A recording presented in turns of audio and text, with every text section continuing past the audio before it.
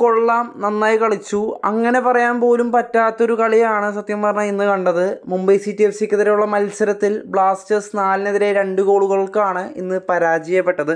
ഈ ഒരു മത്സരത്തിൽ നോക്കുകയാണെങ്കിൽ ബ്ലാസ്റ്റേഴ്സിന് വേണ്ടി ജിമിനസും പെപ്രയുമാണ് ഗോളുകൾ നേടിയത്. മറുഭാഗത്ത് കരളിസ്, റോഡ്രിഗസ്, ചാങ്ത്യൻ തുടങ്ങിയ താരങ്ങളാണ് മുംബൈക്ക് വേണ്ടിയും ഗോൾ കണ്ടെത്തിയത്.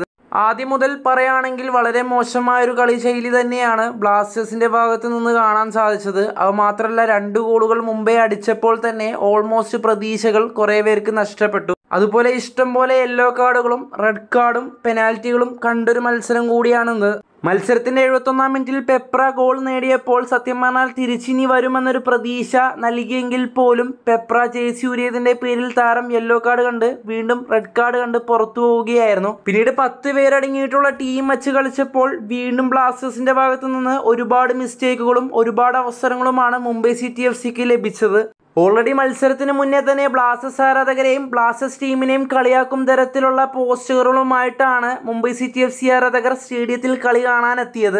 എന്തായാലും മത്സരം വിജയിക്കാത്തതുകൊണ്ട് അവർക്കുള്ള മറുപടി ഈ ഒരു മത്സരത്തിൽ നമ്മൾ ആരാധകർക്ക് നൽകാൻ സാധിക്കില്ല എന്നത് മറ്റൊരു കാര്യം.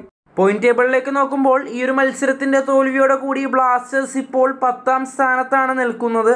മൊത്തത്തിൽ ഈ ഒരു മത്സരത്തെ നോക്കുകയാണെങ്കിൽ നല്ലൊരു ഫോർമേഷൻ ഇല്ല, നല്ലൊരു കീപ്പർ ഇല്ല, വിങ്ങിൽ കളിക്കാൻ നോയ ഇല്ല, ലൂണ ഫോമിലേക്കും വന്നിട്ടില്ല, അനാവശ്യമായ കാർഡുകൾ വാങ്ങിച്ചും കൂട്ടുന്നു.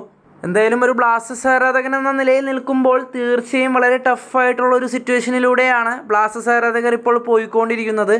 എന്തായാലും ഇനിയുള്ള മത്സരങ്ങളിലെങ്കിലും നല്ലൊരു കളി കാഴ്ചവെക്കുമെന്നൊരു പ്രതീക്ഷയിൽ വീഡിയോയുടെ അവസാനിപ്പിക്കുന്നു. അതുമാത്രമല്ല കുറേ പേര് റഫറിനെ കുറ്റപ്പെടുത്തുന്നവരുണ്ട്. അതിനെപ്പറ്റിയും നിങ്ങളുടെ അഭിപ്രായങ്ങൾ കമൻറ്റായി രേഖപ്പെടുത്തുക.